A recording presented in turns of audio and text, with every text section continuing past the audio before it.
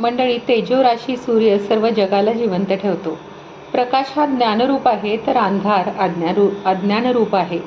सूर्याच्या प्रकाशामुळे आपण प्रपंच आणि परमार्थ दोन्ही करू शकतो. श्रीरामाचा तर तो पूर्वज आहे. सूर्यास नमस्कार केल्याने सगळे दोष नाहीसे होतात, त्याचप्रमाणे सूर्यदर्शन केल्याने निरंतर स्फूर्ती वाढते. हे या समासामध्ये श्री समर्थ रामदास स्वामींनी याचे सविस्तर निरूपण केले आहे.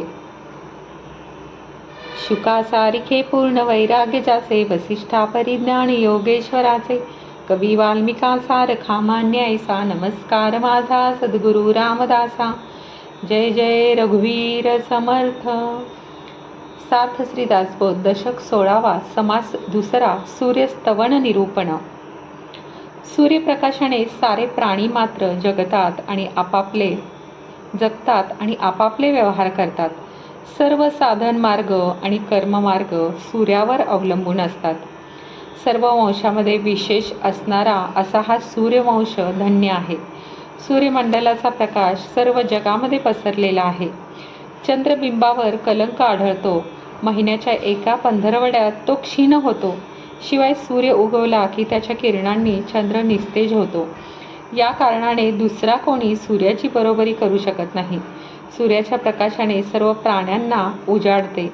उत्तम, मध्यम, अधम, सुगम आणि दुर्गम अशा प्रकारचे अनेक धर्म आणि अनेक कर्मे अगदी नियमाने जगामध्ये चालत असतात.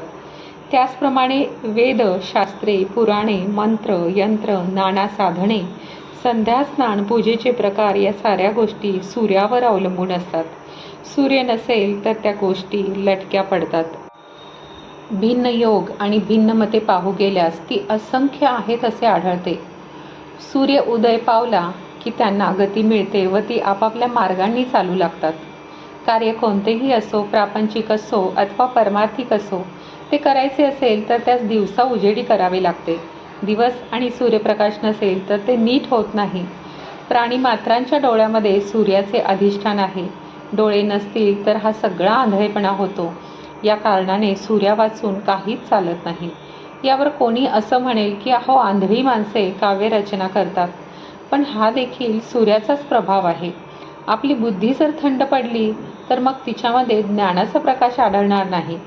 सूर्याचा प्रकाश उष्ण असतो तर चंद्राचा प्रकाश थंड असतो.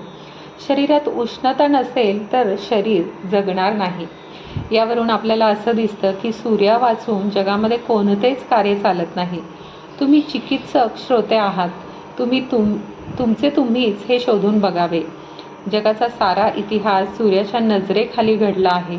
लोकांवर उपकार करण्यासाठी सूर्य रोज अपार आकाश आक्रमण करतो.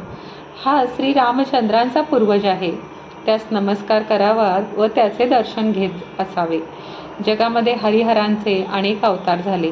शिव आणि शक्ती अनंत रूपांनी दृष्टांत आले. पण त्या सर्वांच्या पूर्वी सूर्य होता, तसाच तो आत्ता सुद्धा आहे. जे जे काही या संसारामध्ये दृश्यरूप धारण करून आले त्या सर्वांचा आरंभ आणि शेवट सूर्याच्या नजरेखालीच झाला. संसारात आलेले प्राणी अखेर सूर्याच्या देखतच देह सोडून गेले. चंद्राचा जन्म अलीकडचा आहे. क्षीरसागर घुसरून त्यातून त्यास काढलेला आहे. एकंदर 14 रत्ने जी निघाली त्यात हा लक्ष्मीचा बंधू निघाला. सूर्य हा विश्वाचा डोळा आहे. ही गोष्ट सारे लहान थोर जाणतात. म्हणून सूर्य श्रेष्ठाहून श्रेष्ठ आहे. सूर्य अपार आकाशमार्ग चालतो. रोज त्याचे त्या मार्गाने येणे व जाणे चालते.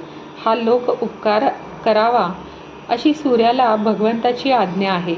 दिवस नसेल तर अंधार असतो. अंधारामध्ये सर्वांना सारासार नीटपणे कळत नाही. दिवस नसून अंधार असेल तर चोर आणि घुबड यांना बरे वाटते. तुलनेसाठी सूर्यापुढे दुसऱ्या कोणास आणता येणार नाही. सूर्य तेजाची राशी आहे, त्याला दुसरी उपमा नाही. असा हा सूर्य सगळ्यांचा आहे. श्रीरामांचा तर तो पूर्वज आहे. त्याचा महिमा अगाध आहे. माणूस आपल्या वाणीने त्याचे वर्णन करू शकत नाही. श्रीरामाचा वंश पूर्वापार चालत आला आहे. त्यामध्ये एकापेक्षा एक थोर पुरुष होऊन गेले. माझ्यासारख्या मतिमंदाला सूर्यवंशाची कल्पना येणे शक्य नाही. ज्या ठिकाणी श्रीरामभक्तांचा समुदाय असतो तेथे माझे अंतःकरण गुंतलेले असते. म्हणून त्याचे वर्णन माझ्या दुर्बळ वाणीला करणे शक्य नाही. सूर्याला नमस्कार केला तर सर्व दोष नाहीसे होतात. सूर्यदर्शन घेत गेल्याने स्फूर्ती निरंतर वाढत जाते. इति श्री दासबोधे गुरु शिष्य संवादे सूर्यस्तवन निरूपण नाम समास दुसरा समाप्त. जय जय रघुवीर समर्थ. तुम्हाला हा व्हिडिओ आवडल्यास कमेंट, लाईक, शेअर करा आणि पुढील व्हिडिओसाठी हे चॅनल सबस्क्राईब करायला विसरू नका. श्रीराम.